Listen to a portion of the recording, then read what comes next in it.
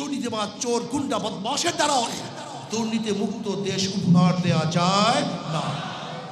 আজকে দেশের অবস্থা আপনারা দেখতেছেন, পরিকল্পিতভাবে দেশকে অস্থিতিশীল করার চক্রান্ত চলতেছে। বিশ্বাস করবেন না, আজকে যে গুন্ডামি, চুরি, ডাকাতি, আজকে যে ছিনতাই, এটা সব সিন্ডিকেট।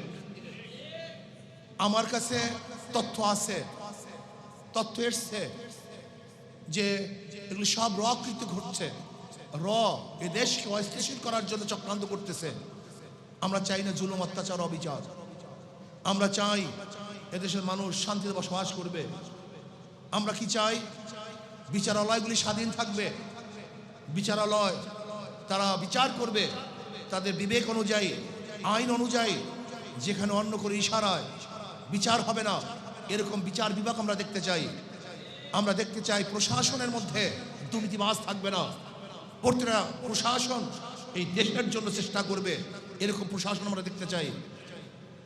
আজকে পরিকল্পিতভাবে বিভিন্ন জায়গায় দেশকে অস্থিতিশীল করার চক্রান্তের মধ্যে আমি মনে করি বিগত ফ্যাসিস্ট সরকারেরও বিশাল একটা হাত এখানে আছে।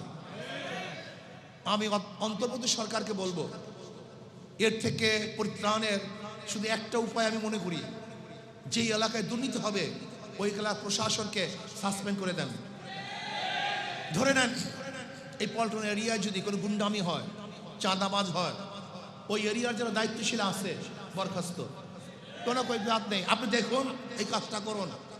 যদি এই কাজটা শুরু করেন, ওই এলাকায় দেখবেন গুন্ডামি থাকবে না।